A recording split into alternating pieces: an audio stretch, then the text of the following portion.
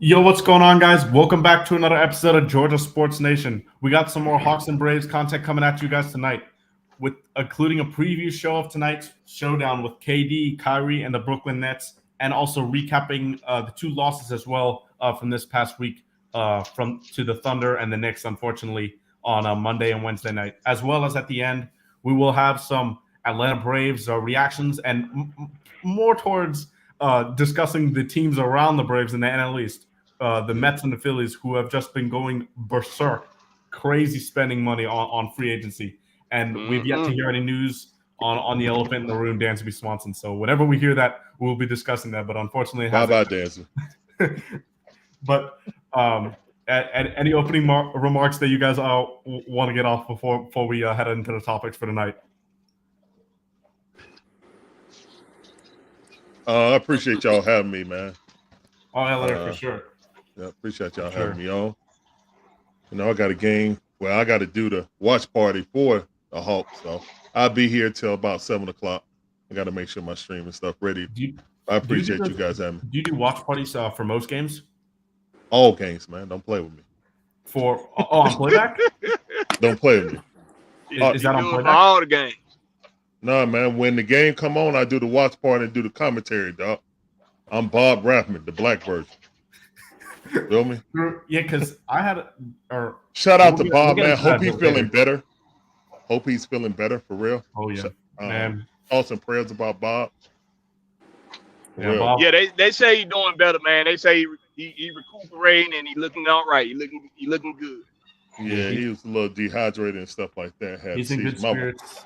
Yeah, so we man. Hopefully. Mike Conti has been calling I saw that. Has been calling the past two Hawks games. He's going to be calling the game tonight as well. And Valley Sports said on Sunday they're going to see how Bob feels, and he might return if they think he feels back to normal for the Sunday game. Bob need to sit his ass down, man. He need to go get some rest. He burning both ends of the camera. Bob not only do Hawks games, but he do college basketball, college football. You might look up and Bob be doing a damn NAIA volleyball game. He just needs some rest, man. His body just let him know that. He always on his hustle. Yeah, for real. Yeah. I ain't hating on him now. Get your money, but hey, you got to be here to spend it, you know. So Bob just need to sit down somewhere and get him a rest. Bob need to take him about a good 30 days off, man. And just recharge his battery. He ain't gonna lose his job. Just come out in the new year. You're right. Yeah, he ain't gonna lose his job. Because that's all I've seen that. You know, I'm familiar when I see somebody going into seizure medic, having a seizure, or even close to. I knew exactly what it was when I seen it. I knew exactly what it was because I take care of mental health guys, and I see it all the time. Okay. I said that's either dehydration, he not taking his meds, or stress or lack of sleep. Yeah. So, but Bob's gonna be all right, man. We done already prayed, spoke that into existence. He gonna be all right. Who was that? Mikey P. Glad he's gonna be all right to do. But if we as we go into our first topic here for the Hawks, covering our loss to the Thunder, 114-121. It was another story of a tale of two halves for the Hawks. We've seen this time and time again, unfortunately, this season. This in a string of 4 out of 5 games, we had leads of 11, 16 to the Rockets, 11 again to undermanned Heat, and now 15 to the Thunder in the first half. And we end up coming on the losing end to the young OKC team. Obviously, Shea was brilliant in that game, got to the free throw line. He got into the paint a little bit too much in that second half for my liking. What did you guys see in the first half that we were able to be successful, but in the second half, we seemed to lose our rhythm, and especially on the offensive end? Took our foot off the gas, man. I do these games every night, man. I know the Hawks' tendencies. The Hawks will either come out like a house on fire in the first half, and if they have a nice, sizable lead, you can bet it. Like you can go to the casino and bet that they're going to come out with a lackluster third quarter and then have to scrap. Now, mind you, it is the Thunder, and I think that this was the worst loss of the season. Worse than the Rockets game because we were at home. Yeah, we were at home. The Rockets were on the road. Okay, they might have went to diamonds or whatever. You know what I'm saying? But when you're at home and you got an inferior team, now, mind you, they have been playing better, even though they didn't have the service of Chet Holmgren. But you had people in it. Man, I'm so disgusted with that game, man. Like I'm in the camp where so disgusted. I'm in the camp where I don't really think that was the worst loss of the season. I mean, this Knicks game, granted, we were down so many men, but the effort and just the giving up, especially on national television, that would, to me was definitely a game to be concerned about. As we have DeAndre Hunter officially being ruled out tonight against the Knicks. Against the Nets. Trent Forrest is available out of concussion protocol, as well as obviously John Collins, DeAndre, and Dejounte being out with their injuries. So it's going to be a tough game. This road. We'll get into that a little bit. You know what? I'm gonna tell y'all what I think it is. I don't think it's so much them letting up off the gas. It's that they change what they're doing to get the lead. Like, if you get in the lead with good ball movement, taking smart 3-pointers, not taking rush 3-pointers, getting to the hole, getting to the free throw line, then you come out second half. Then you go in the ISO ball, shooting logo threes, and you're gonna lose a basketball game if you're playing against other professional basketball players. It ain't so much that they let up off the gas. The tempo's still the same to me. It's just that they change. Now, a lot of people want to kill the coach for that. Okay, he can take some of the blame, but it's like this, man. Hey, if I'm a coach and we go into the fourth quarter and we up 4 and we lose by 7 and we wind up losing by 7, and I done entrusted my main guy to take us home, it ain't all on the coach. That's just my opinion. Our main guy to. That's a good point you have on our offense in the floor. The main guy has to understand that. Look, man, go get us the win, bro. To me, that wasn't the worst win. I mean, the worst loss. That Houston loss, I almost grabbed my pistol and let off. That Houston loss made me want to throw the damn TV out the window. Like, bro, we had 2 guys go for 83 points, and we was up 16 points in that game. Yeah, and we out there trying to start a fight with a 3-win team. Well, it was the same thing with that team, though. We were up by 16. Oh, let me ask you this, OG. Go ahead. Since you said it wasn't the coach's fault. We know that coach substitutions are like. Well, he said he could take some of the blame. He said he could take some of the blame. Yeah, he takes some of the blame.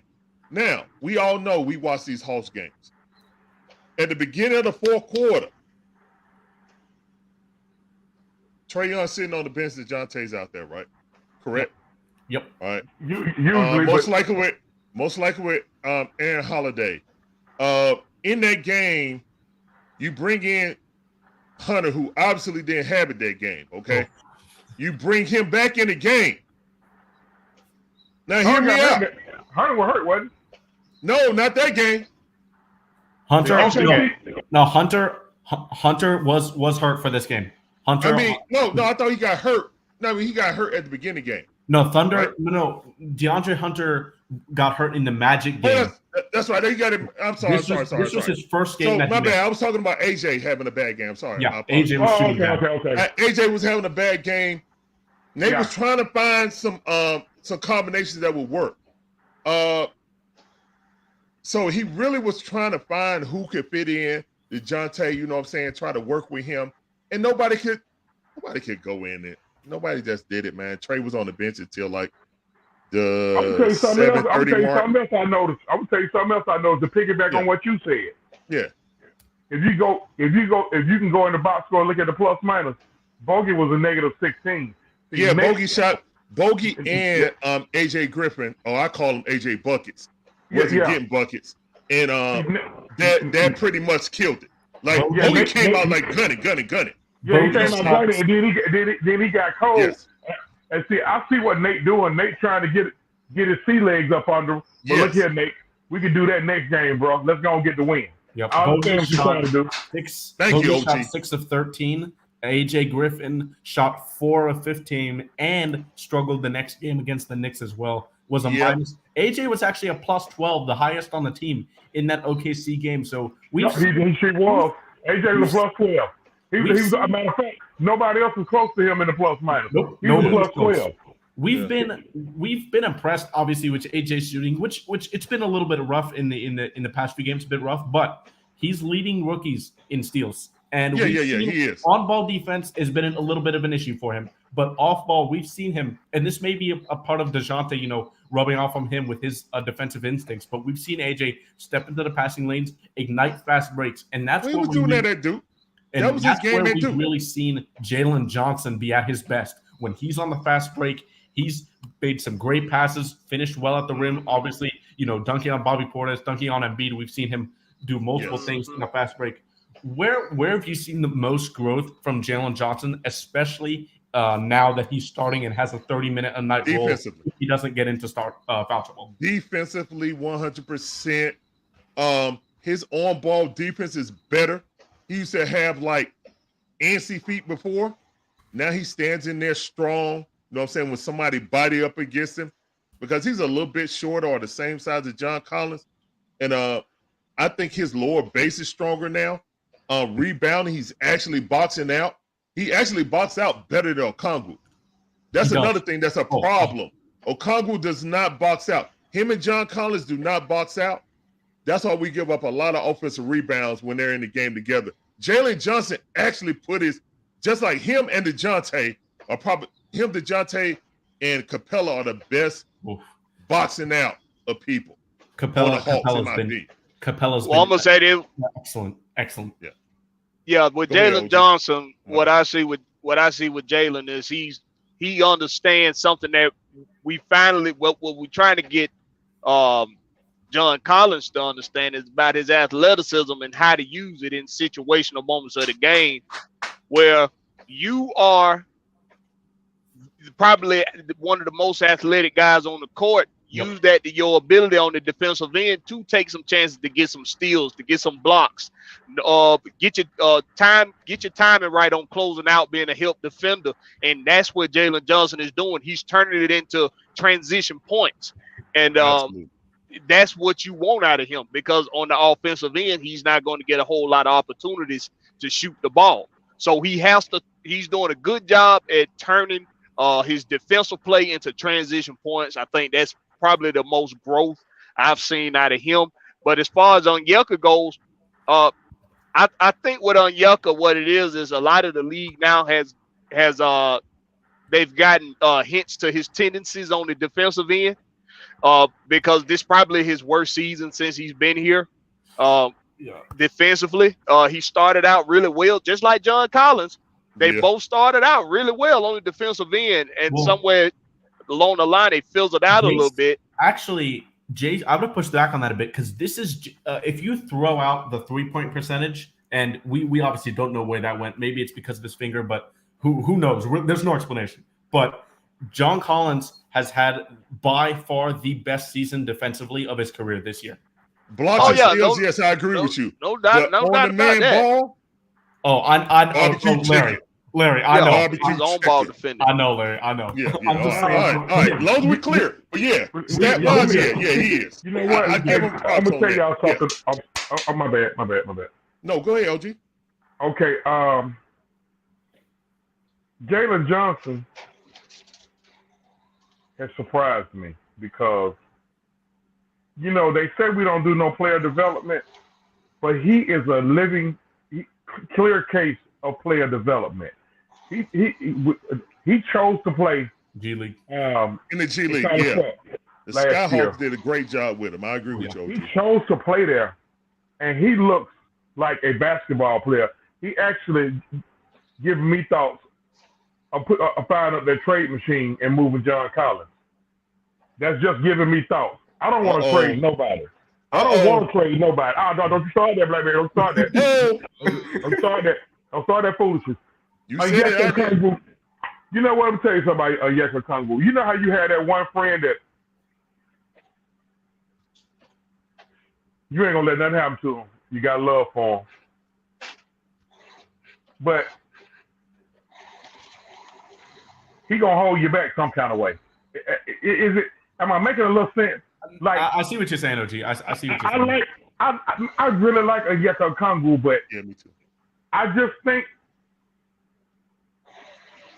what he can't do in the long run gonna hurt us, because what he can't do, see, like he a tweener, he a 6'8" guy, got hard now. Yeah, got hard. He hustles. Yep. Yeah. He hustles. He got good body language. He play hard. But offensively, he's better than Capella. Oh, I like the mid range. He's taking the mid range with confidence. Yeah, I like that he's taking the mid range, but he's too slow to guard.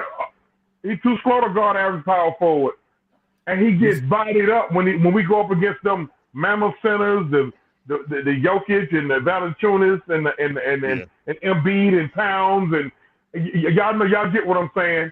He defends Giannis well. He defends Giannis well. But you know why he plays Giannis well? Because they move kind of the same. Yeah, he can kind of move with Giannis. Giannis ain't one of them typical quick power forwards. Giannis is just a guy that's gonna be. Listen, he ain't tricking you on which way he going. Oh no, he's bullying. Once he put his head down, he's telling you where he's going. It's easier to guard. It's easier to guard somebody like that. Now, but what Giannis is gifted at is getting to the line. Yeah. But I mean, of course, don't trade him now, because of course don't move him now. But Yeka might be a good trade piece. He might be a good throw-in to a team that just need a center right now.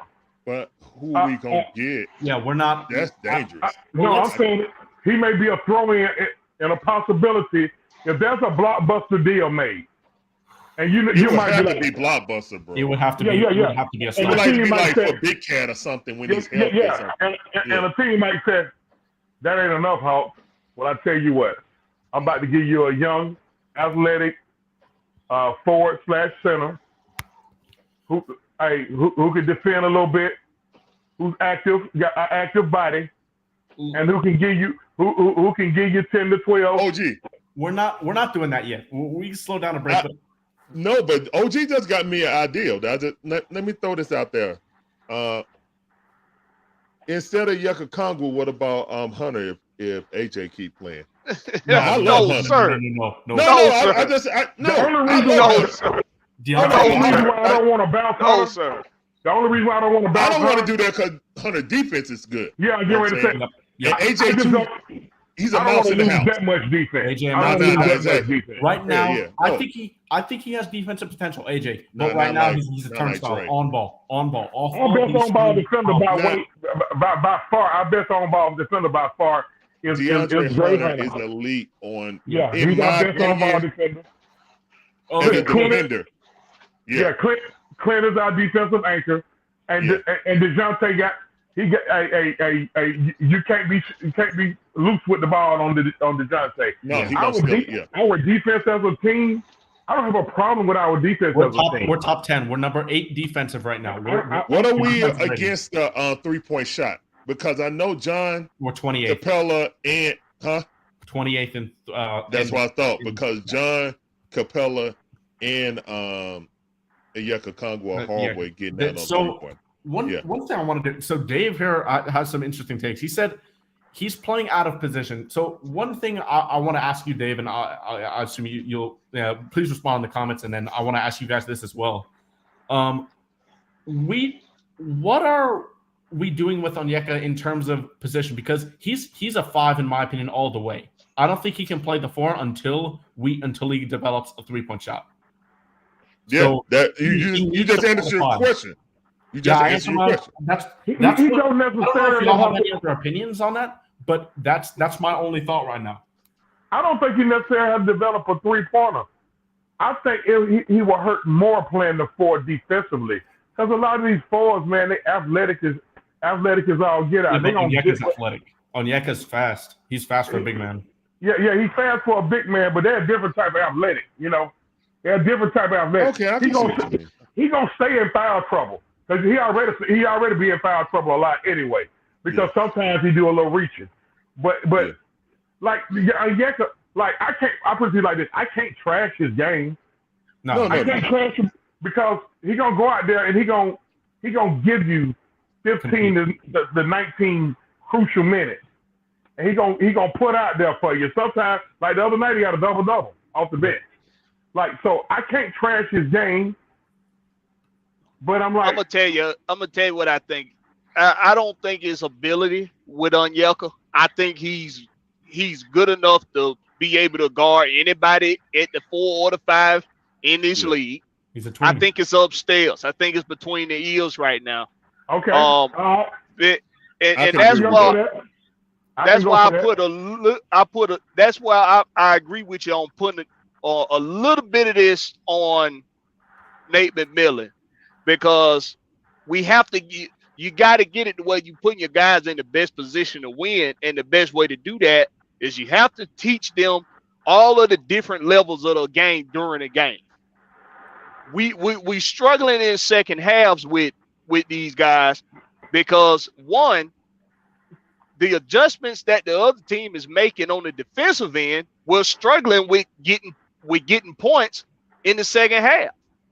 And when you have to transition over to defense, now your offense ain't working. You can't keep up your defense for so long before the other team just start bridging away from you because you're not scoring any points. And with Onyeka, we know he's undersized at the 5, but he plays big. Like I'm gonna tell y'all like this. I know what you're saying, OG. When you say, I know what you're saying when you say it's easy to guard guys like Giannis because they, like you said, he put his head down. You know where he's going. Other guys, they gonna head fake you. They gonna shoulder fake you. They gonna be able to take you off the dribble a little bit. And power forwards will run y'all screens too. That's true, and but I think Onyeka can still guard in that retrospect. I think what it is this: you have to understand that you can't defend everybody the same way. And with Onyeka, it's always one thing. Who the big man coach? Hey guys, Nate McMillan said he is not coach. Like he made a joke in preseason. I don't know if you guys saw this. Nate McMillan got Bob Radman beside. Somebody asked him about developing and Jalen Johnson, what his increased role. And he said, Bob, was I brought here to develop any players? No, sir. That's exactly what Bob. And this is like an active joke. Like, this is real. Like, Nate don't develop. Like, thank God that Landry Fields and Travis Slink intervened and said, you got to play these guys. We got a whole roster of people. You playing Trae Young and Aaron Holiday at the same time. Yeah. Come on, man. Like, who are they going to stop? In a league full of nobody shorter than 6'4", 6'5", you put the only man shorter than Trae Young on the team with him in the backcourt. And that's how we give up leads. So look, I don't want to get on Coach Nick because I get on my screen. Travis and Landry. Travis and Landry. That's what you put. That's what y'all put on the roster. Yeah, that was crazy. You got rid of a 6'8" athletic freak point. I mean 2 guard. We got Culver. For whatever reason. For whatever reason. Playing decent defensively. He's been decent. Yeah. It's like Coach Nate. He see guys that he's used to with the Holiday brothers, and he played them. He won't play anyone else. That's what I'm saying. But you got to think about this now. If you just getting to know some guys and you learning their tendencies, and you got guys that you familiar with, naturally you're gonna go with them guys. Lean toward, at least initially, you're gonna lean to them guys who you familiar with, and then once you get acclimated to certain guys. Look at the example: AJ Griffin, Justin Holiday. He was forced to play AJ Griffin. Yeah, he was going to Justin Holiday early in the season. Then once he seen AJ Griffin The light bulb came on. Hey, Justin, hey, dog, you my boy, man. Hey, you getting your check? No. Hey, That was go first. Remember when I was on here last time when Landry had a conversation on the radio. On the radio. He said, yeah, I would love to see AJ play more. That's why we drafted. And then he was playing. And that's what happened with Onyeka. And that's what happened with Onyeka Okongwu. When he got drafted with an injury. He didn't play for the first 20-something games. He was healthy and sitting on the bench. Nate McMillan wouldn't play him until Travis Sweet. We're playing Alex Glenn over him. And then we don't play JJ last year. Like, I watched Skyhawks games on Peachtree TV. So I knew that JJ could do this at the second half of the season. He was averaging like 29, 17, almost 9 assists. He was dominating, man. He had multiple 30-point triple doubles. He was dominating G League. He would get up here and sit his butt on the bench like I'm sitting on this couch, man. Nate has a problem with just being focused on the veterans. Like TLC, he should have never got that time last year. Oh my God, that was crazy. TLC. And I'm sorry. I'll let y'all have it because I talk too much. Jeez, my bad. But yeah, like with me and Nate, it's a love-hate. He was better than Lord Pierce, but he got his problems too. Yeah. Hopefully he can integrate all these guys, just like you said, OG. You know what I'm saying? He see he'll play a little bit. Okay, but you shouldn't have to have the GM and the president of the basketball operations pushing you to do that. Like, come on, man. That's why practice going. Nate, hold on. For me, this is what I was saying about. Let's go back to. Forget Landry Fields because he just walked in the door. Okay. Yeah. He just walked in the door. Well, no, he was assistant. He was assistant before. He's been here. Okay. Oh, okay. Okay. Yeah, he's assistant. Okay. Yeah. All right. We'll bring him on into this too. Yeah. You let go a good guard with length in DeLon Wright. DeLon Wright was perfect coming off the bench. I will push back on that a bit. Hold on. DeLon Wright, we offered him like a couple tens of hundred, it was like 200, maybe $100,000 less than Washington, but it wouldn't have mattered because he wanted to play with Kyle Kuzma. That's what Hawks. He wanted to play with Kuz. Yeah, he wanted to work. He's best friends with Kyle Kuzma. Apparently, he wanted to play with Kuz. So I don't know if there was any money we could have given him that would have won. Letting go of Kevin Herter was a problem. I'm just kind of going in. I'm making a point about the front office. Okay. And what left out and what came back in. That's all. For whatever reason. Okay, DeLon wanted to play with Kuz, and you move her to Sacramento because it's something to do with the salary cap or whatever the luxury tax. He was cheap, man. They chose Bogey over him. That's all it was. Gallo had length. Herter had length. DeLon Wright had length. All these guys was in the regular rotation, whether they started or came off the bench. You got all these guys up out of here. Naturally, Gallo, you flipped his money to match Dejounte's money, and actually we came out on top of that by $200,000. Go figure. We came out on top of that by Now we gave up a couple of picks. What in 2025 and 2026? Who cares about them picks if you're doing what you're supposed to? But Gallo had decent lift, and that's part of that 3-point shooting that we gave up. Like you sacrificed offense to get better defensively. Yeah. Okay, like I said, you get and DeLon Wright and you replace these three guys with the Holiday brothers. Yeah. And AJ and JJ. AJ, JJ, and Holiday. The guys that we drafted. Yeah. Okay. You replace these guys with the Holiday brothers and Trent Ford. And Trent Ford actually is showing me a little bit more coming in as point guard than Aaron Holiday. Yeah. He plays a little bit better defense than Aaron Holiday. And he's bigger. He's bigger. And that's what I was saying about Nate putting Aaron Holiday with Trae Young. So bad. Who you going to stop? It's so bad.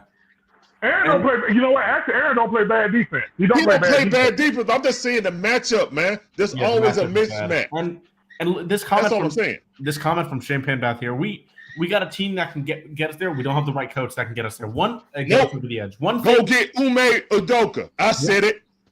I said it. We're going through a bit of controversy right now, so I don't know adding more. But Nate McMillan. Do we really need? Do we really? Hold on, Mikey. Then you take off. Do we really need? Think about it now. We don't. Do we really need Udoka? With what's going on with us right now? Do you want a Steve Kerr? No. Do you want Mark Jackson? Listen, we don't need more controversy. The Hawks need to go out here and hire. I'm talking about the end of the season, not right now.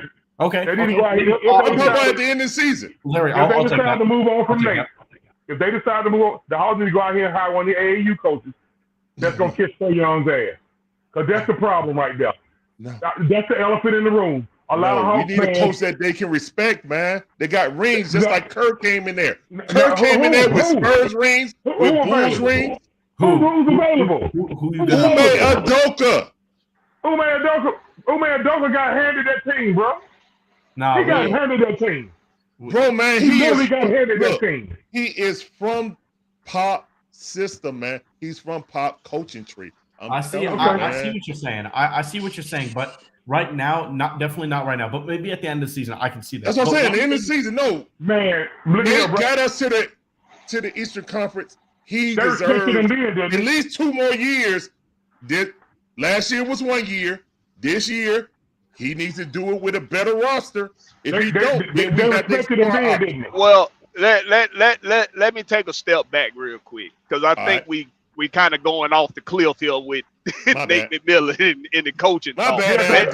Let me take the fan base taking lazy takes, blaming it on the coach. When I see what's going on out there, well, it's 50-50. It's definitely 50-50.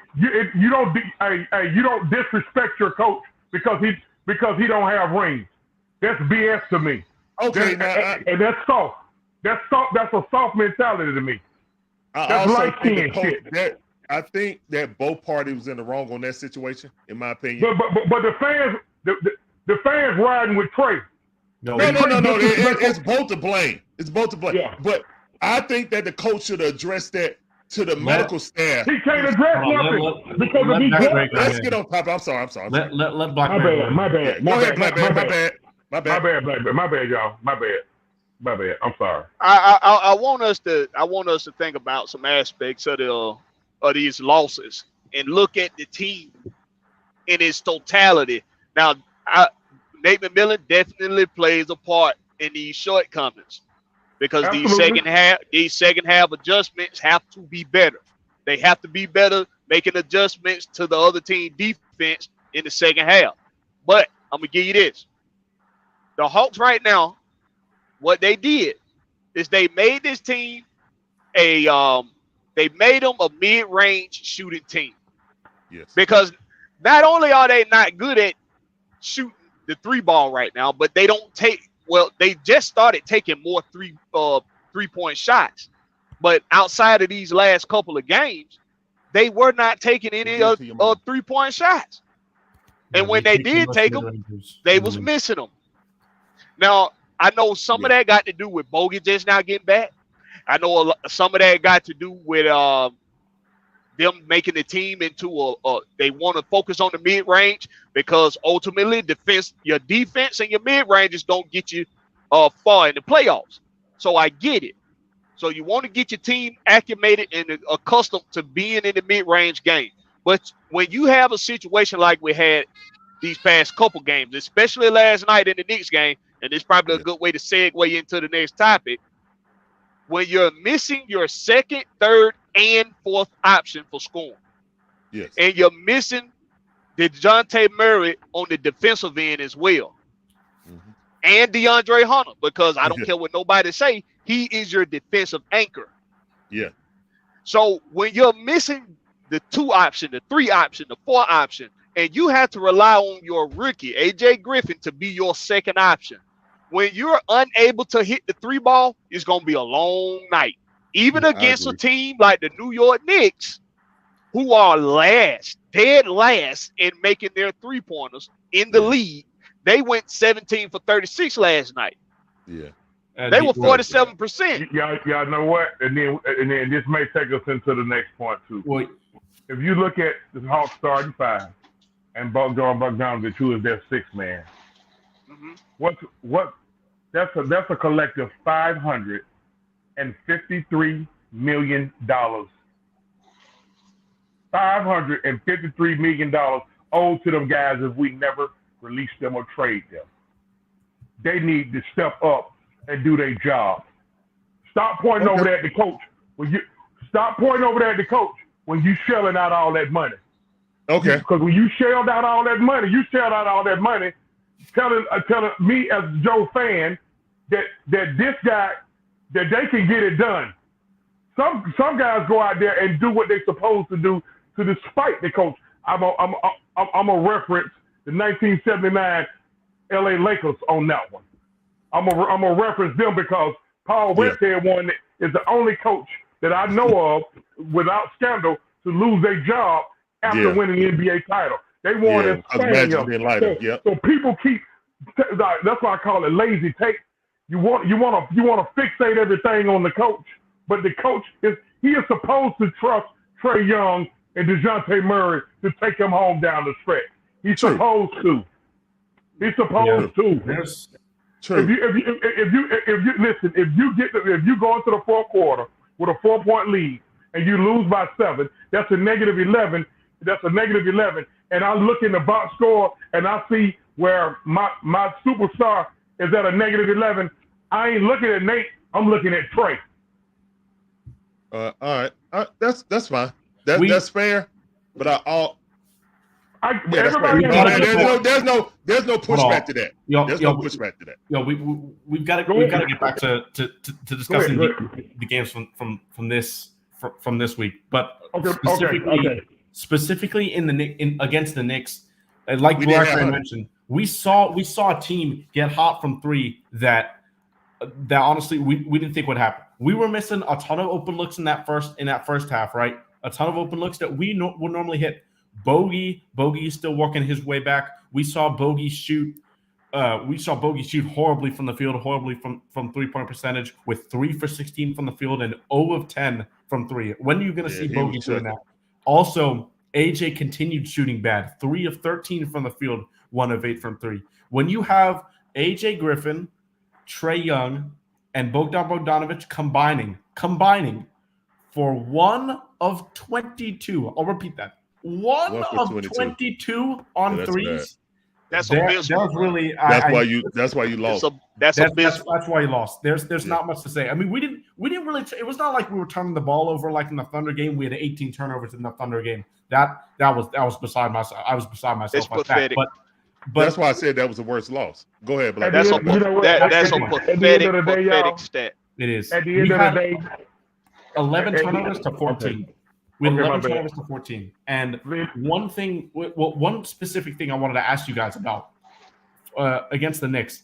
When you have a team that's not historically shooting well, you got Julius Randle, RJ Barrett, who historically have been terrible shooters from the 3-point line. When you've got guys that are so hot from behind the arc that are normally not great shooters, what do you then do to make them get out of their rhythm and go back to like earth and go back to what they've normally regress to that mean? You got to hound them. You got to hound them at the half court. Well, you know what? It's gonna be something. Y'all speak one at a time. Yeah. I'm sorry. It's gonna be. I have to. Y'all got to excuse me. I had to speak when it comes to my brain because I forget shit. So don't take it the wrong way if I cut you off. Go ahead, man. No, I don't mean that bad. Go ahead. Some nights the team's gonna be hot, man. Ain't nothing we can do about it. We can sit up here and cuss each other out on the show about it. You know what I mean? Nate, he ain't got no hell to pull out, But sometimes you're going to, like, they was just hot. They 30th in the NBA, and everything they were throwing up, they was making. Now, you gumbo that with that Bush League shit that RJ Barrett did.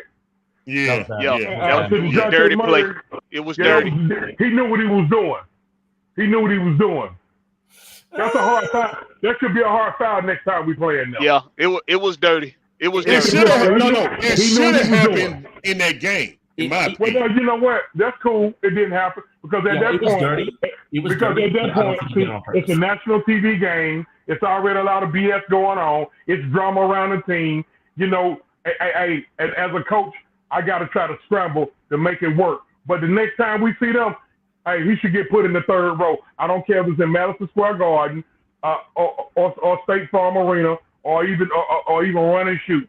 He needs to be put into the third row. Bring Frank the Tank in there. Bring Frank the Tank in there. I don't care. Let him out. Whoever sign Ivan Johnson to a one-day contract. But you combo that with, man, you got too much out, man. You got Dejounte, John, and Dre Hunter out, man. That's you behind the 8 ball. Yeah. I mean, you got to scramble. You got to scramble. And now the guys who've been hot for you, AJ Griffin got cold. Bogey still trying to get his legs up under him. You know what I mean? Percentage lowest since his rookie year. And so now it falls back onto hero ball by Trae. And you know what? I'm not gonna keep busting Trae balls because he got to do what he got to do to try to get this team a victory. So I mean, hey, look, if you look down, we one game over 500 and we fifth in the East.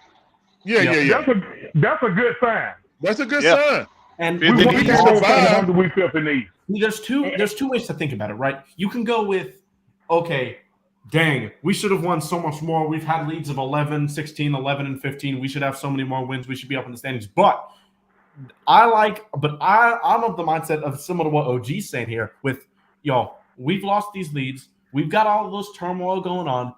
We're playing bad. We're above 500. It seems like we can only go up from here. Seems like it, right?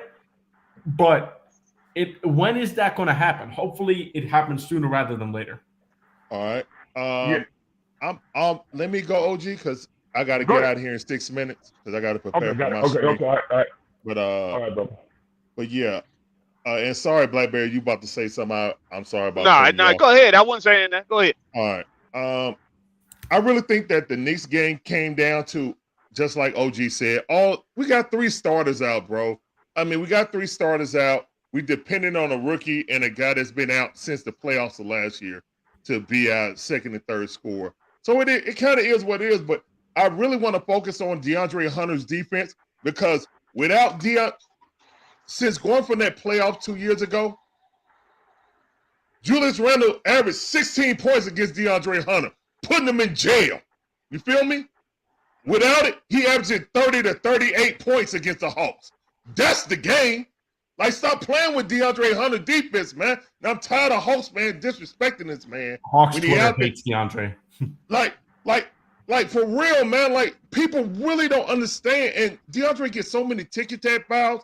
And when you look at it, his feet are always in front of him. He always plays stronger than what his body size is. You will hope that John Collins could play with that strength in the post and then still move his feet. But so is not the case. So for me, when DeAndre Hunter out and when Dejounte was in there, we only had one good perimeter defender, but when he leaves, we have none. And that's why we gave up so many threes to the worst three-point shooting team in NBA history, you know what I'm saying? And Julius Randle was like, no DeAndre Hunter? Oh. But to do a quick final take on this next game, in my case, the defense wasn't horrid. The defense was actually about what we always do. And I didn't see really bad perimeter defense. What I saw was when you keep giving a team opportunity after opportunity after opportunity to put points on you because you can't score and you can't get defensive rebounds, eventually they're going to shoot. They're going to score. How many offensive rebounds did Onyeka Okongwu gave up? Like, it was to the point that Mitchell Robinson was just down there, and y'all play 2K, man, he got, like, rebound chase on Hall of Fame. He's just snatching them over. You know what I'm saying? Like, come here, give it. Next 3. Give it to me. Next 3. It's just like, come on, man. It was bad. Yeah. Got to get better on the boards, man. Yeah, you got to get better on the boards. They go and back to the point. You still got Clint Capella and Onyeka Okongwu. You still have Jalen Johnson. Well, he got in foul trouble last night. Oh, man, he couldn't even look at Randall. And he got One a foul. thing. And real quick, I don't know if anybody else noticed this, but they let teams camp out down there in the damn key on us, and we don't get a call not one goddamn time. I mean, they camping out down there in the key. They do. But we get the call for a defensive 3. Yep. We can't get a defensive 3 call for nothing. Yo, hold on. One thing I definitely wanted to go over from the Knicks game, and we'll go to previewing tonight's game right after this, is when we went into a 2-3 zone shortly for that in the second half and a bit at the end of that first half. Yes, Trae Young was in the zone, and one thing that I know, and as a point guard myself, is who's playing at the top of the zone, I know that you need, and I don't have this, you need length at that top of that 2-3 zone to be effective. You need length, and you need to know how to close out properly. Yeah. Two things that Trae Young cannot do: he doesn't have length, he doesn't know how to close out properly, he doesn't give that effort and that poise that we've seen on the defensive end from other players like DJ, like JJ, like DeAndre Hunter. So see, Mikey, that zone, hold on, Blackberry. Hold on. So we went to that zone, we saw them shoot a lot of threes. And when we go into a zone without Trae, last time we went against the Knicks, remember Blackberry, we had a show when I said the Knicks looked like a group of high schoolers trying to beat a zone. Remember that? Yeah, I was there. Dejounte Murray was in that game. Trae Young did not play that game for the rest of the game because he got punched in the eye. Remember Julius Randle? No, and then when he came back, they sit him in the corner. And see, when they play 2-3 zone, they sit Trae in the corner and have they basically flip-flop the zone. So they either play a 3-2 or a 2-3. That's usually what the Hawks play. And, you know what I'm saying? And Trae cannot operate in that zone. That's just my opinion. We cannot go into a zone with Trae on the floor. Not at the top of the key. He can check a man in the corner. You feel me? But when you lose Hunter and Dejounte, when you have that reach up top to get in the passing lanes, you can't stick Trae in the corner. That's what happened. You can't play Trae Young and Aaron Holiday. Again, Trae Young, Aaron Holiday up the front. Yeah. Who are they going to stop? I fault Nate on that because you got to know your personnel. You got to know with Trae, it's really tough to execute a zone like that.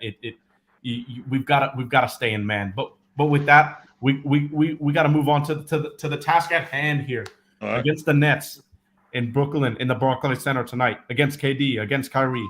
With DeAndre Hunter out, I assume the starting lineup will be, as we see Larry going here, this game is going to be a doozy. Yo, I got to do this game, man. Y'all check me out on the Dixon Way. I'm about to do that at 7:30. Make sure to go check out Larry's. All right, man. Good having you, bro. Watch party. And Larry, thank you, OG, man. Love talking with you, brother. Y'all good. Always, brother. Larry, tell them where they can check you out on the watch party. Hey, man, we on the Dixon Way, just like the tag say on my name as it's the _Dixon_Way. You know what I'm saying? We do all the games. I do commentary. You know what I'm saying? Are they on playback? Game. You know I can't show it, but I do commentary during the game. Try to be a little bit entertaining. Hope y'all check us out. I'll be starting around 7:20 or something like that since I'm rocking with you guys right now. But I appreciate you guys having me on. You know. No problem. And then my wife is on with me doing the football game, doing every Falcon game. We together. There it is. You know what I'm saying? You feel me? So yeah, that's how we do over here. Right. Yep. So I appreciate all you guys for having me on. Your people for responding to my calls in the chat. I've been looking at the chat and stuff like that. Thank you, Maggie and Mike, for having me on again. You know what I'm saying? I'm about to sign out. Tonight, the Hawks is. Hey man, I hope we don't get blown out. That's all. We'll figure it out. Tonight. We'll put one. It'll be tonight. It'll be tonight when we win. You remember I said that last week. When everybody thought we was gonna lose to Denver, I said it'll be tonight. It'll be the night that we win. Oh yeah, I felt good about the Denver game, but just like the Houston game, that turned into a 3-game loss. So hopefully this don't turn into a losing streak. With that being said, what do you guys think? And as we see Dwayne here join us late, and Dwayne, I'll pitch you this for the first topic of the night.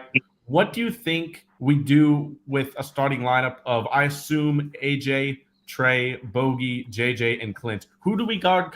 Who's guarding Kyrie? Who's guarding KD? And what's our defense going to look like? I think you put Jalen on. I think you put Jalen on Kevin. I agree. He's about the most active big man. He was like, I mean, you can't really stop Kevin, but you can mess with him. So I believe Jalen can do a little bit of that. Kyrie I think he's been having like 13 points a game for like what, the last 10 games. So yeah. I get Aaron Holiday. He might be able to do something with Kyrie. But I think we get this win tonight, man. I think it's about time, man. I think we get this win tonight. I hope so, man. I'm gonna grab that positive energy and bring it in my stream and be like, woo! Because man, I'm worried tonight, man. But somebody told me on my stream, man, they were like, man, your stream better when we losing because you be in agony. So that shit be funny. Oh, sorry. Excuse me. I ain't mean to curse, but that stuff be funny, man.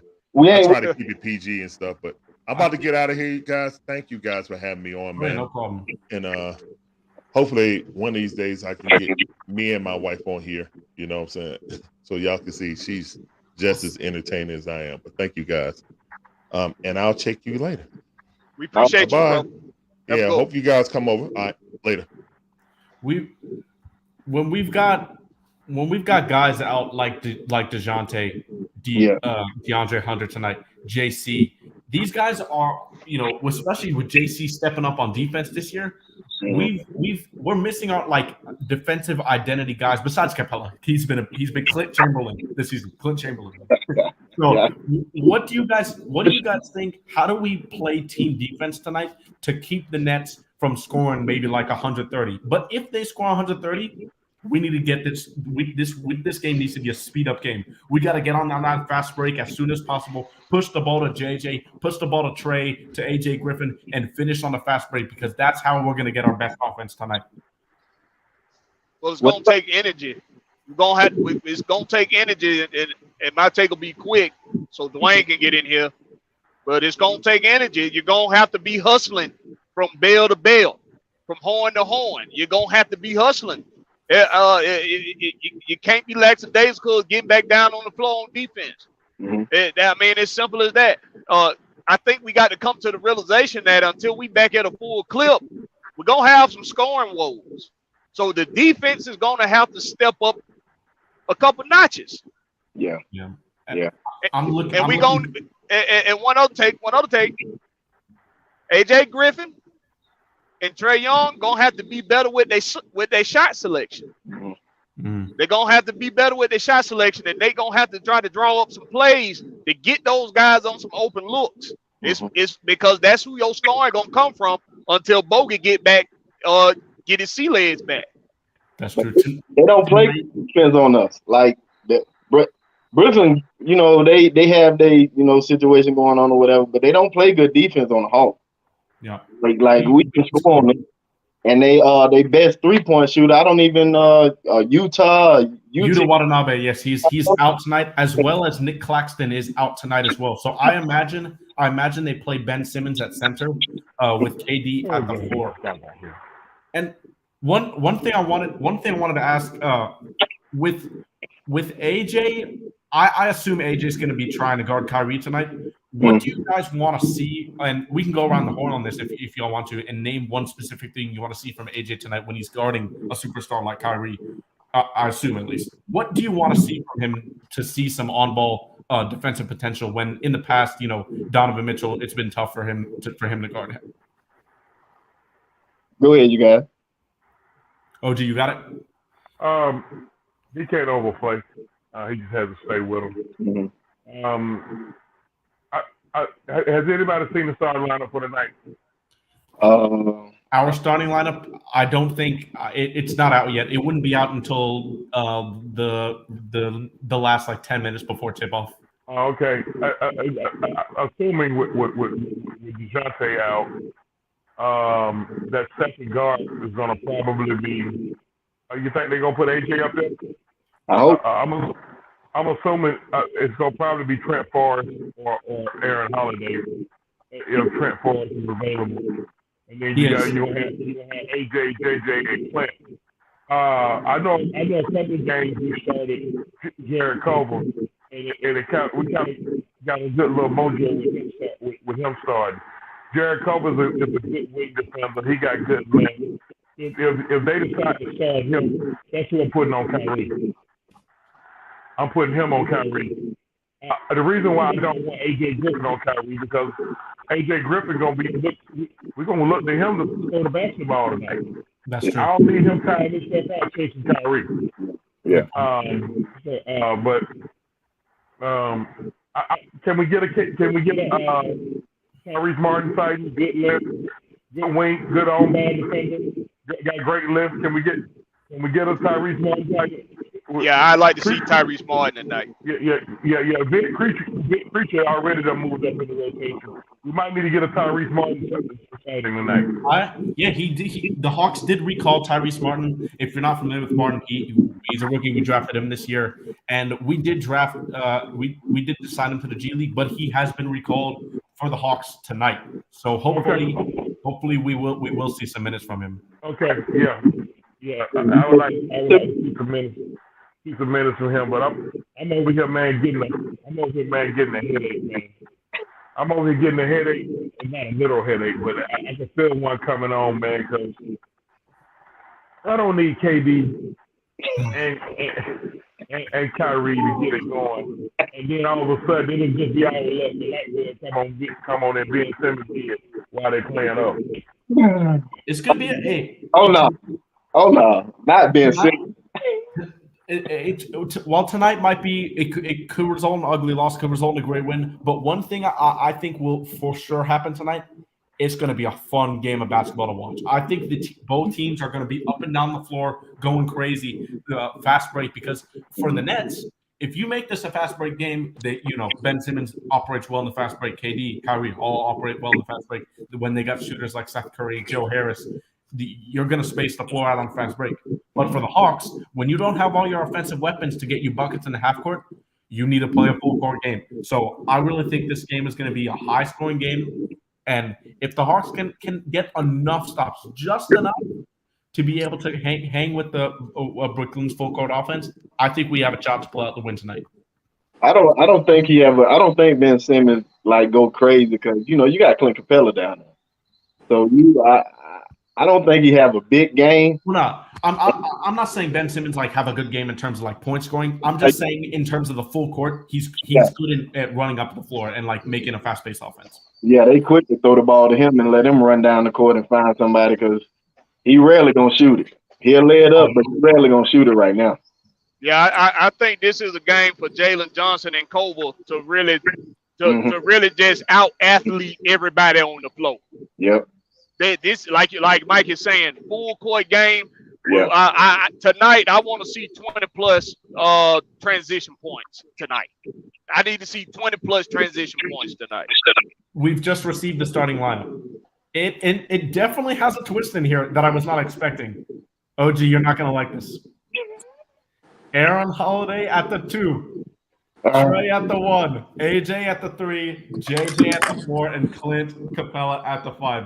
OG, what's your response to the Hawks starting lineup tonight as we've just seen it reported from Brad Rowland? I'm finna go smoke me hard, man. Crack.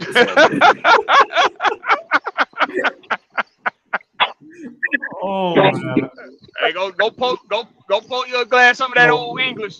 So with that being said, with the starting lineup, or Dwayne, go ahead. You can get in Kyrie head because Andrew pulls this defense from as soon as the ball comes to the floor. That's when his defense starts. His defense don't start at the 3-point line. His defense don't start at court. His defense starts when the ball get put in play. So Kyrie don't like that. He like being checked. Once I bring the ball down the floor. That's the thing I like about Aaron Holiday. He brings his defense the whole game, the full quarter of the game. Yeah, and so now that we've seen Aaron Holiday join the starting lineup, we know he's not going to be guarding Kyrie. I mean, we know he's going to be guarding Kyrie, and we know AJ is not going to be guarding Kyrie. JJ, I think for sure, 100%, great call on that point, is going to be guarding Kevin Durant. But It'll be interesting to see the post-game comments as well of this game, because with Nate McMillan in the pregame saying we're going to lean on AJ Griffin and Bogdanovich heavily, how heavily is that question? Because Bogey is going to be on a minute restriction still this game. So it'll definitely be interesting. So who runs the second team? Because you got it's Bogey. Bogey gonna run the second Bogey team. and Onyeka are going to run. I think Vit Krejci will see some run. Jarrett Culver, that was a great point, Blackberry, that you brought up. We need another 10 boards, crazy contribution game from Jarrett Culver tonight for sure. Mm-hmm. I think somebody off the bench, whether that be Bogey, Culver, is going to need to score close to 20 plus tonight to catch up to their bench, because while their bench is not elite, they've still got some shooters. Cam Thomas is a bona fide scorer when he gets his minutes. While he doesn't produce a lot of in other areas, he can score the basketball. Claxton is out, so Clint Capella hopefully should dominate on the boards tonight with Ben Simmons playing at center. He's got to live up to that nickname of Clint Chamberlain that some people are giving to him. Well, he gets a double tonight. Yeah. You can bet that. Oh yeah, you definitely been a double from Clint tonight. Last thing I want to say, or go ahead. Ben Simmons might get dunked on tonight. Oh yeah, Clint's dunking on Ben Simmons tonight. One thing I want to see from the Hawks tonight, especially with AJ Griffin at the 3, will we see a little bit more off-ball movement? Because with Trae, we know he's one of the best pick-and-roll operators in the league. But with the amount of shooting we have on the floor with AJ and Aaron Holiday, and JJ's been picking up his three-point shot a little bit lately, could we see some more three-pointer shot tonight than we normally would if we had the normal guys like Dejounte, DeAndre, and JC back? What do you, OG and Blackberry, what do you think of that? Go ahead, Blackberry, because I'm looking for some crack. I was just going to tell you to go ahead. I'll go, though. I got a feeling that we finna go back to our old style of play where it's everything being ran through Trae. And I don't know if that's the best thing to do. It might be because it's what Trae know, it's what Clint know. It's what they know, and really that's what we're gonna have to lean on to be in the clutch for us tonight. But what let me just, if I want to just be a little experimental with this, if I'm Nate McMillan and I'm saying, okay, let me see what this is, an opportunity for me to see what kind of lineups I can throw in the mix, come to a playoff time when I need to switch it up a little bit. Let me see how it is running some of this offense through Jalen Johnson. What do you mean by running the offense through him? All hands definitely got to be on deck. Yeah, have all hands on deck. All hands got to be on deck. Because you're too short-handed. That's a good. It's gonna be a trade. Trae gonna dominate the ball tonight. We might want to set our mind for it. He's gonna dominate the ball tonight. I just hope we have more off-ball movement, like Mikey said, and everybody just don't be standing around while Trae hunt. There's a difference between assisting the ball and hunting an assist. When he gets the hunting assist, that's when the turnovers happen. Yeah, you might get the spectacular and the splashy stuff, and the flashy stuff, but that's when the turnovers happen. It just got to be all hands on deck. Look, it's part of it. We shorthanded. It is what it is. Hey, they're professionals. Go out there and play the game. We beat them. We leapfrog them back in the fourth place. Yeah, we do. We do, and like Mikey was saying, do you think we need to see more off-ball play from Trae? And I said that's why I say we had those comparisons for Jalen Johnson to Draymond Green. When he was coming into the league. This might be an opportunity to see if he can take on some of that role. Now he can. Not necessarily when I was talking about the off-ball movement, not necessarily just Trae, but more in general, because with the guys like JC, Dre, and Dejounte out, do we see more 3-point shots because we have a little bit of better shooting on the floor with Trae? They're gonna. They're gonna have to shoot the three. I mean, they're gonna have to. Yeah, I agree. I think we see upwards of 25 plus, 20 plus threes. Attempts. Brooklyn gonna shoot the three. And Brooklyn does too. Yeah. And Royce O'Neal's been playing really well for them. Joe Harris, Seth Curry, obviously knockdown shooters. So we're going to have to get out to their shooters, but also our shooters are going to have to be on top of their game tonight if we want to keep up with their offense. We're going to win the 50-50 balls too, man. We got to win 50-50 balls, and we got to keep the turnovers down up under 12. Under 12, I agree. That's a perfect number. Yeah, we got to keep the turnovers down. Offensive rebounds, bro. Like, keep that down. Against the Knicks, against the Knicks, we allowed 13 offensive rebounds. That can't happen. How many?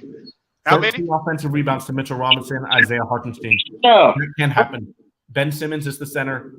And Day'Ron Sharpe is probably going to be their backup center with playing Ben Simmons as center to start. Day'Ron Sharpe is their rookie. He's been playing in the G League. He's he's an energy guy. He's similar to like an Isaiah Stewart in Detroit, who's gonna bully you, who's gonna be able to give all that heart and hustle. So hopefully Onyeka's gonna be ready for a matches level. And we're gonna need our fours attacking the basket. We're gonna need them attacking it. Cause they foul. Like Brooklyn will foul you. They don't play good defense at all. Like you are going to get to the fouls free throw line, man. And make those free throws when you get them. I'm telling you, man. All that length they got, they don't play good defense. I don't get it. That's crazy.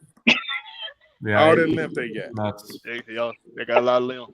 But with that, any closing remarks on tonight's game before we get into a little Braves talk here, and then we'll end the show after that. All hands on deck. All hands on deck. Keep turnovers down. Don't get too ISO heavy. We know the ISO is coming. One little footnote. Something I like about the last game. Not much, but one thing I liked about the last game. Nate employed a little zone action, and it led us to a 17-0 run. Yeah. Think about that. That was without Trae on the floor. Make sure don't put a zone with Trae on the floor, please, Nate.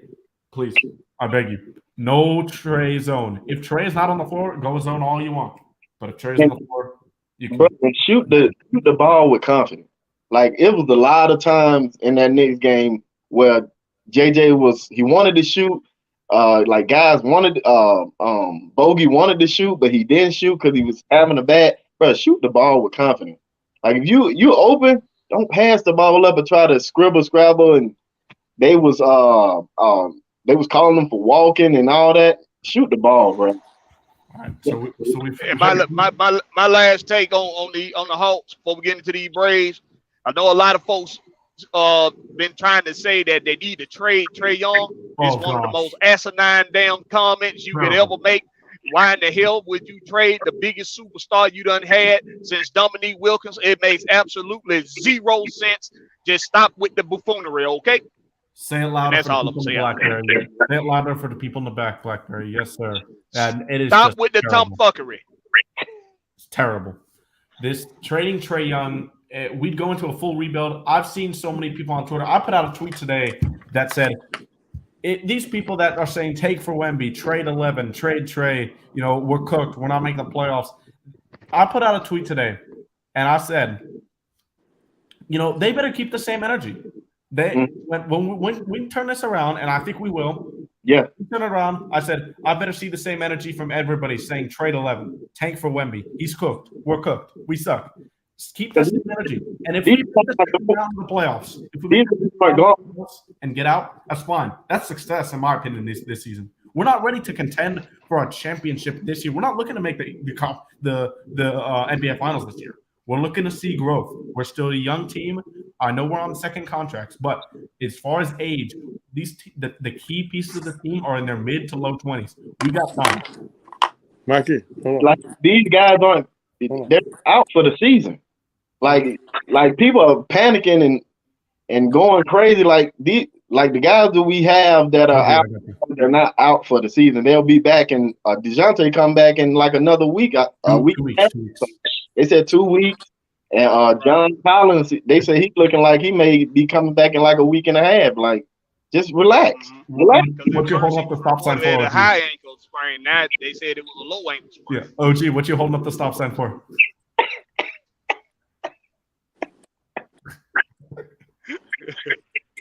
Mike, Yes. Mike, I love you dearly.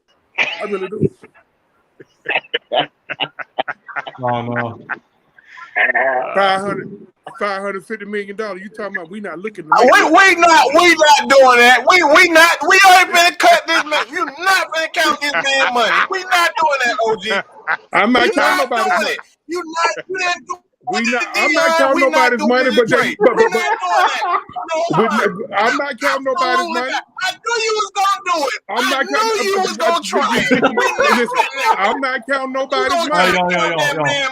Yo, we not counting nobody's money. Yo, one at a time. $550 million in the starting lineup. Doing nothing, and then you had to come with the foolery. No.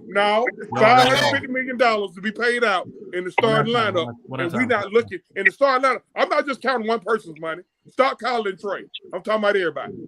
Okay. That's $550 million left in the starting lineup. Sir. Yeah. It ain't all about Trae. Okay. So what about it?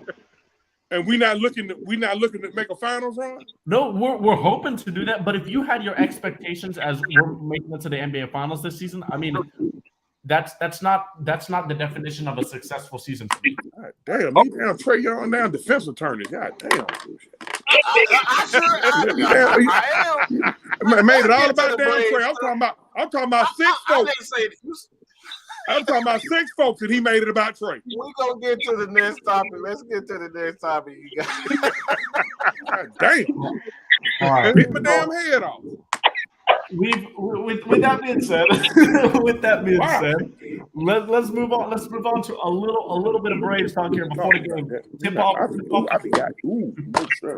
Tip off is set for around 7:37. So we'll get into it for about a few minutes here. So, no shirt. OG, hold on. If we've seen the news, right? Trey Turner signs with the Phillies. Brandon Nimmo signs with the Mets. The Mets also, Justin Verlander. The Mets also signed Edwin Diaz back. Oh yeah. The Mets and Phillies have been going crazy, spending a lot of money.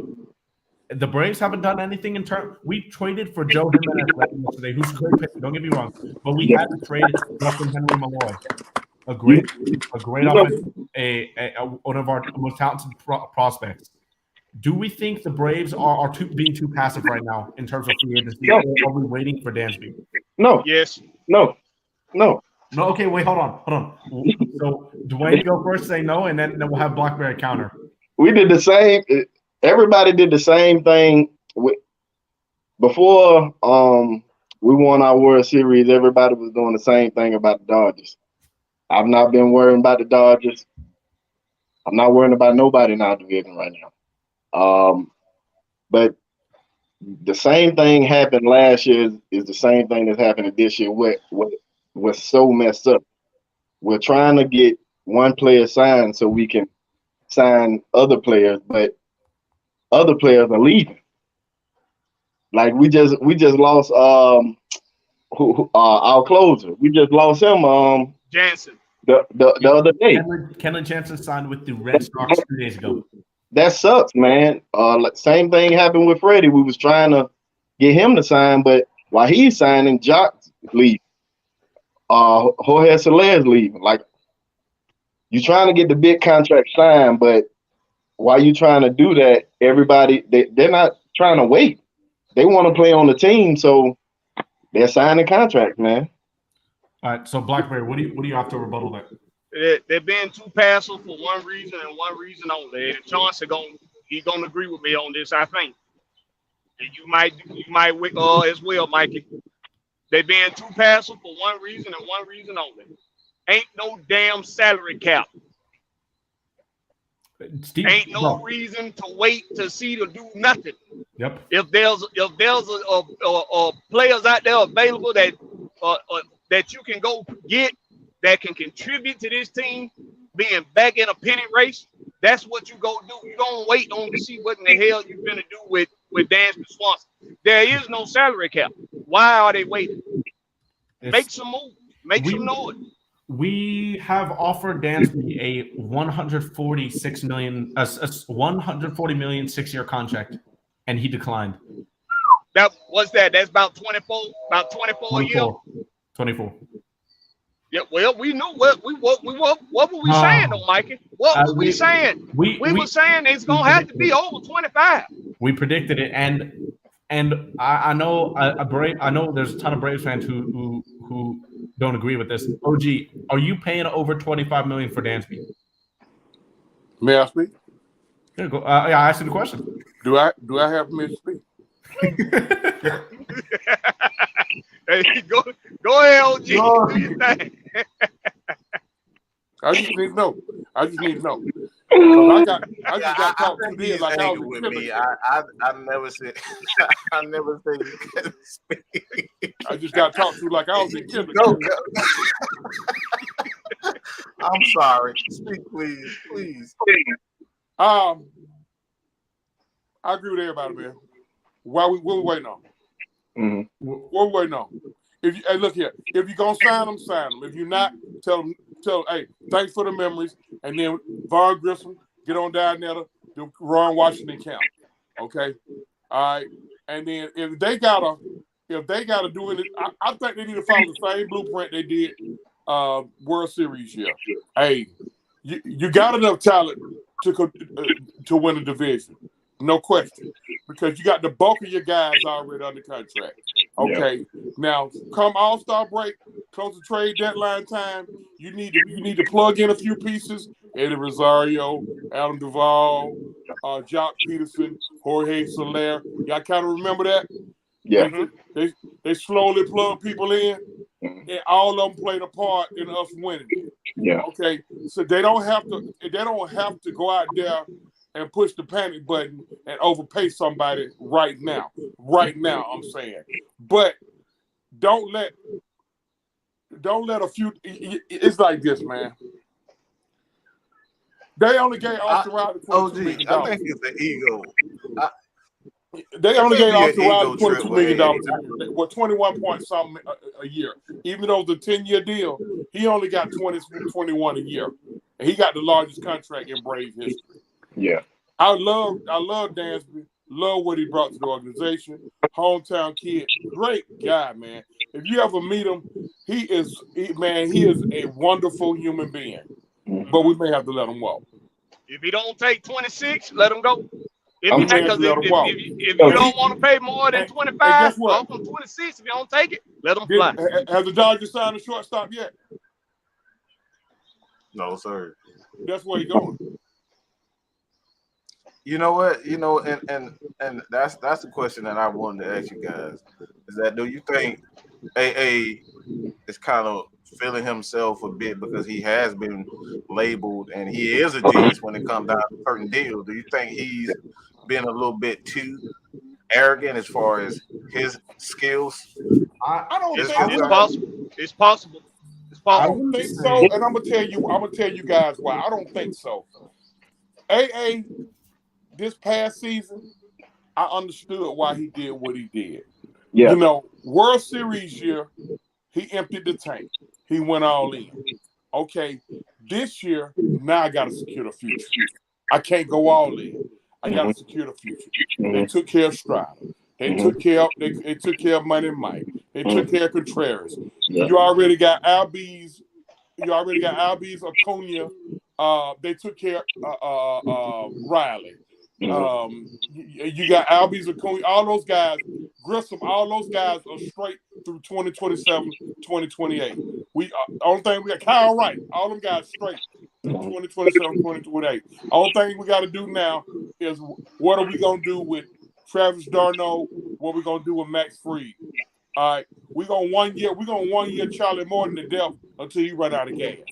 Yeah, you know what I mean. So, now, what's going to go on in the bullpen? That's the question because we beat up in the bullpen. We need a lefty at the pen. We actually the trade for yesterday, we traded for Joe Jimenez. He's looked really good. The only thing we traded Justin Henry Malloy, who's looked like a really talented prospect in our farm system, which is unfortunate. But Joe Jimenez was really good last year. He's looking to solid up that bullpen. But we need another lefty. We're down matchup this season. We need a left fielder and we need a back end pitcher. Back and starting pitcher. Those are the three keys. And we haven't signed Dansby yet. I mean, we got 3 left fielders though, Mikey. One of them guys got to give us something because they're on the contract. Duvall, Ozuna, and Rosario. Duvall. Yeah. Okay. Yeah, we're fine. We're fine. Yeah, one of them guys got to give us something, man. We're fine. Yeah. My bad. We don't need a left fielder. Yeah, we're good. What's the deal with Ozuna? He's still on the roster, Raymond. Yeah, they need to let him skate. You got to pay him. You got to pay him if you let him skate. But you can't keep playing. You can't keep playing defense like that, man. I don't care how good your bat is. You cannot keep playing defense like that. But hey, look here. They got to get what they can out them cats. Because they all under contract. You got to get what you can. He a liability in the field, though, OG. I get. Listen, you get no argument from me on that. Zero. I'm sorry. But hey, we got to get something out of him. On DH, if he's he better hit 250, hit 30 homers. Like, come on. Yeah. Ozuna get you 30 homers healthy. Now he might get 300 strikeouts. Yep. Good call. He'll hit you 30 homers healthy. And it's weird. I've already said it multiple times on the show. It's just weird what's happened with Ozuna. It's so weird, bizarre. But I think everything all right with him, man. It's just listen, man. He had a rough year and a half with his personal life. Yeah. That's all. Other than that, ain't nothing wrong with him. He had a rough year and a half with his personal life. Oh no. But if he comes out doing what he's supposed to do this year, I won't say nothing. Yeah. I won't nothing. He gonna put the ball in the seats. The question is, is he gonna play some damn defense? That's well, we already know he awful out there. Yeah, he's awful out there. The majority, Gold glove, ain't he? He does have a gold glove, but no. So here's the thing. And then we'll wrap up. He does have a gold glove, and Blackberry will go after. But he has a gold glove, but that was before all of his shoulder surgeries. Yeah, that's true. And that's where his defense just fell off a cliff. Blackberry, what were you gonna say? Yeah. The game about to start, y'all. I'm gonna get on up out of here because I got. Yeah, let's close it on that. But with that being said, game's about to tip off in a couple of minutes here against the Nets. So with that being said, we're gonna wrap it up how we always. How do they find you, OG? Find me on Twitter at OG Truth with the 2 Hertz, HURTZ. I got my own YouTube channel. It's called The King's Ransom, KINGZ, RANTZOM. You can also find me on 2 Factor Media Radio. That's 2 FM on Sunday from 12 to 1 with the Big Bird Game Day Report. That's OG. And Dwayne, what about you? Oh, just Facebook right now, man. Dwayne Map, Instagram, freer than before, _621, I think. Yeah, freer than before. Dwayne Map, I'm gonna look you up, homie. All right, bro. I'm right here, man. I'm in the groups and everything, man. So I'm gonna look you up. Hell, we might be friends. I don't know.